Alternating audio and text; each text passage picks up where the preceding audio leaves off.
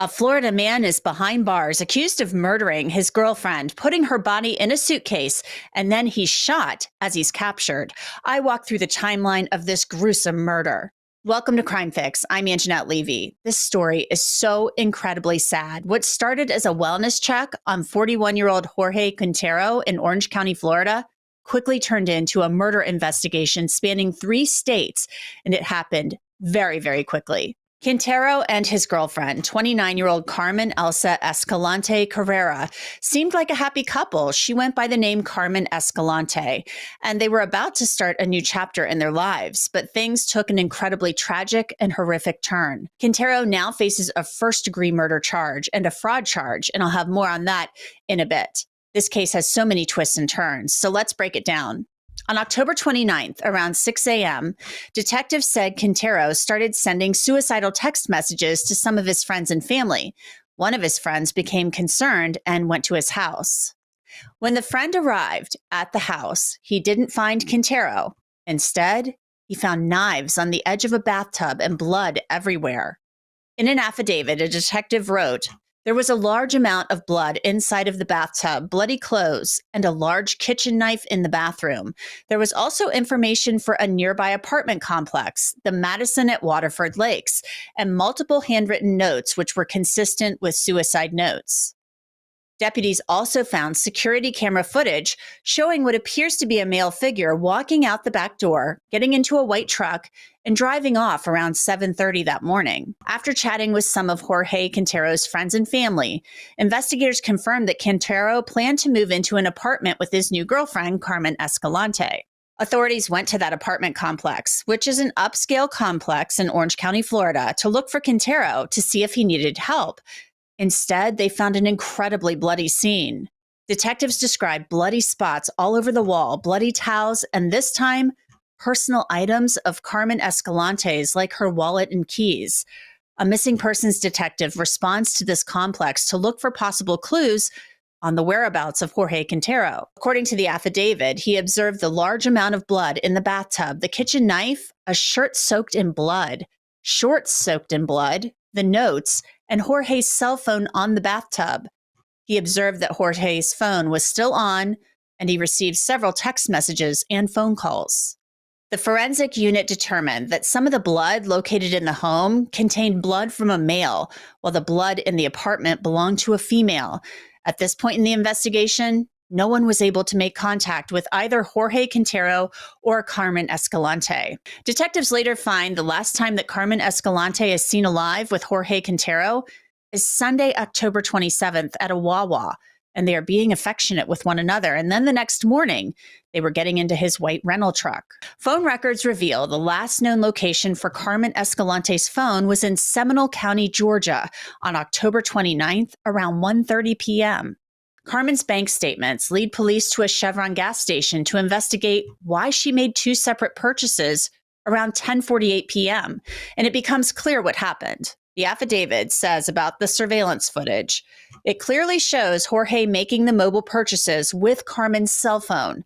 Carmen Carrera is not observed in the store. During the transaction at the cash register, Jorge is observed holding a blue cloth tight around his neck as if he were nursing an injury to his neck. This concerns detectives a great deal, along with the fact that a camera from outside the gas station shows a rental truck with a trash bag and what appears to be the shape of a human being in it. And even more concerning, Carmen isn't seen anywhere in that footage. 2 days later, U.S. Marshals find Jorge Quintero in his rental truck across state lines in Saraland, Alabama, and during this encounter, Marshals shoot Jorge Quintero. He was transported to the hospital and survived. Detectives say the rental car contained long strands of hair appearing to belong to a female, as well as suspected blood. But remember that human-shaped bag in the back of Jorge's truck? Well, it wasn't in his truck anymore. Police began searching the 7-mile stretch of Highway 84. 3 hours later, police find a suitcase and a plastic bag containing human remains in Seminole County, Georgia. The suitcase had a tag with Carmen's name on it, along with rosary beads, 2 men's wristwatches, and a rental vehicle key fob. According to the autopsy, Carmen Escalante was strangled to death. Carrera was nude, and she had a power cord ligature wrapped around her neck. Carrera's right arm was separated from her torso. It had been severed and placed in a separate heavy-duty plastic garbage bag. Carrera's left arm and left leg appeared as if someone tried to cut them off, but quit during the process. Carrera had apparent blunt force trauma to the right side of her face. 7 days into the investigation, Jorge Quintero is arrested for first-degree murder. Investigators believe Jorge strangled Carmen to death with a power cord at the apartment before dismembering her and then putting her in a suitcase on the side of the road. Just awful. The allegations in this case just go to show you how important it is to know as much as you can about the people in your life. I decided to put Jorge Quintero's name into truthfinder.com, one of the world's largest public records search services, to see what I would find. A 41-year-old Jorge Quintero shows up in Orlando in the search results, and in the traffic and criminal records sections, there is some traffic tickets, and there's also a petty larceny and a theft charge that appears in those results when I click on that portion of the search. The murder charge is new, so it's not showing up just yet, but it eventually will. Truthfinder will give you past and current addresses, social media accounts, possible relatives, and phone numbers of the people that you search. And another thing that I love, Truthfinder will also show you the addresses of sex offenders who live near you. You should give it a try, and I have a great deal for you, so you can try it. You can get 50% off of confidential background reports. Just log on to www.truthfinder.com/LCCrimeFix and start accessing information about almost anyone. I want to bring in Dave Aronberg. He is the state attorney for Palm Beach County. He is not involved in prosecuting this case. So, Dave, it seems like Jorge Quintero, according to the Orange County Sheriff's Office, really left a trail of breadcrumbs in the form of license plate reader information that took them, and cell phone technology, really, cell phone pings that took them to not only his location, but also, sadly, the location of Carmen Escalante's body.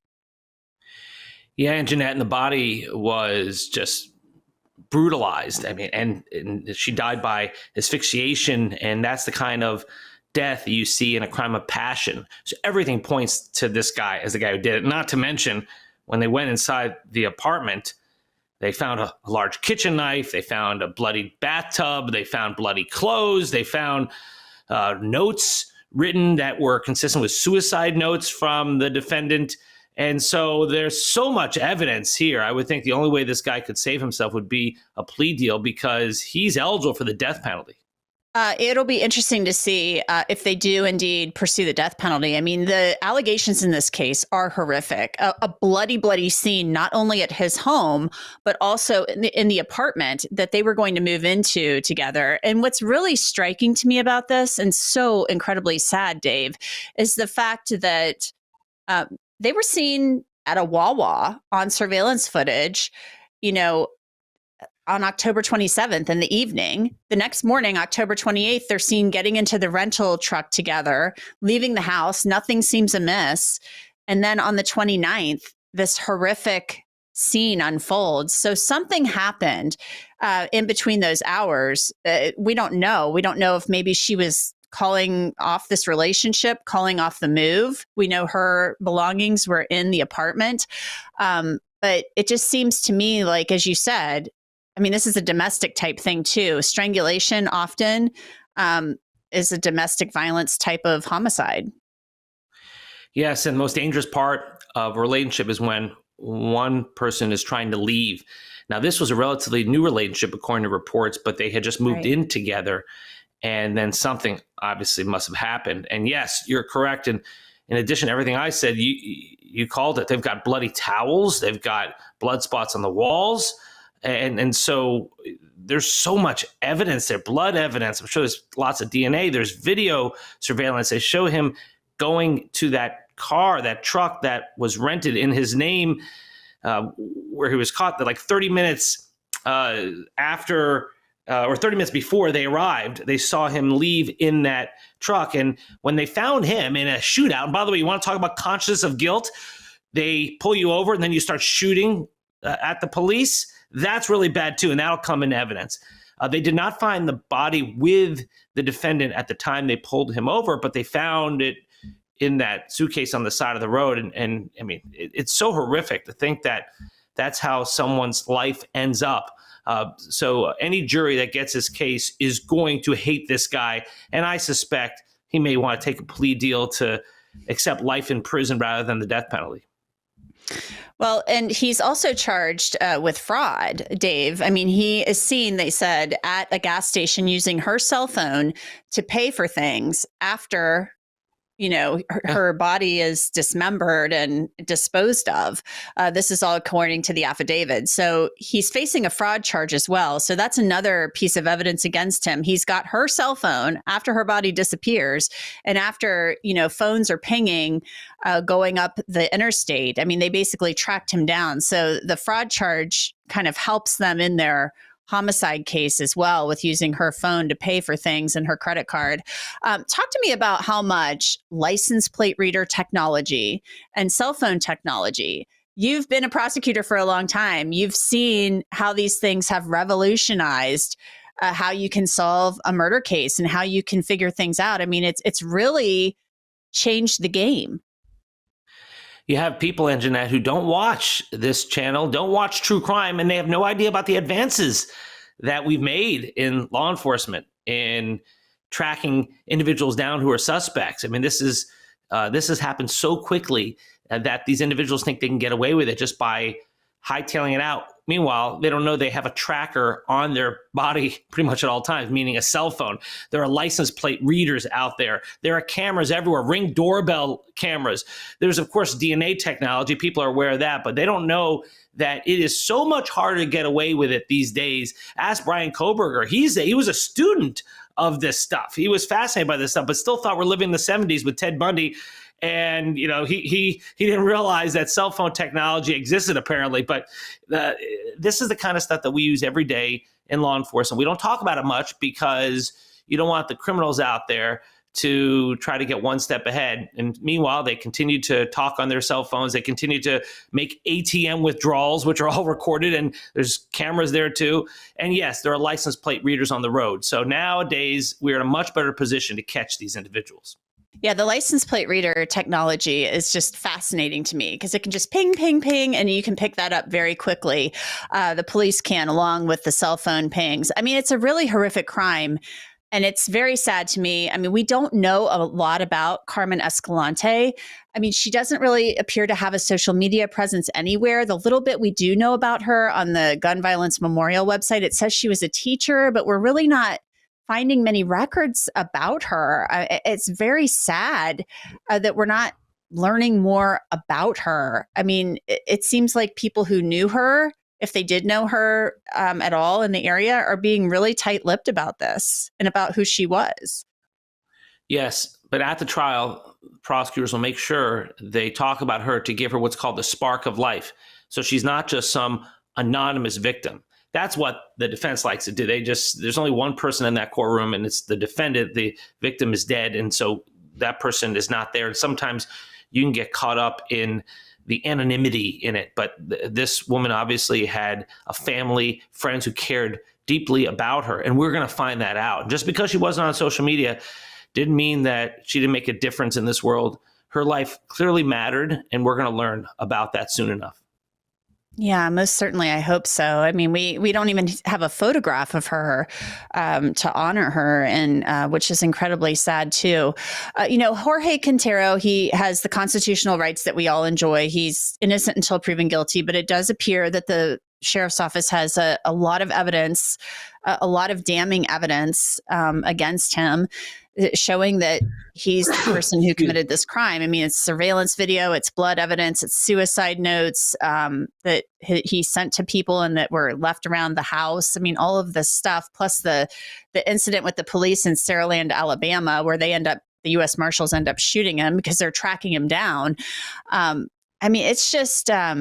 it's a terrible, terrible case. I mean, as a prosecutor, you said you saw this as a crime of passion. Do you pursue the death penalty with a case that's a crime of passion? Yes. It depends on whether the aggravators are met. And here, was the killing heinous, atrocious, and cruel? I would say so. The way the body was discovered, he dismembered the body. There were the cords around her neck, which is a very painful way to go. That he just there was a power cord around her neck when her body was found. No clothes. body parts dismembered. So this to me would seem to be heinous, atrocious, and cruel, which is one of several potential aggravators. All you need is one to be eligible for the death penalty. So yes, this is a kind of a crime that you would, and the fact that there was another crime committed concomitant with it, meaning the fraud, there's perhaps a financial motive. These are all potential aggravators. So yes, I do think that this is a case that will be seriously considered for the death penalty. Well, we will have to wait and see. And I hope we learn more about Carmen Escalante as the days go on. But he is charged with first-degree murder right now in the Orange County Jail in Florida. And it's a horrific, horrific case. Dave Aronberg, thank you so much for joining me as always. Thanks for having me, Angenette. And that's it for this episode of Crime Fix. I'm Angenette Levy. Thanks so much for being with me. I'll see you back here next time.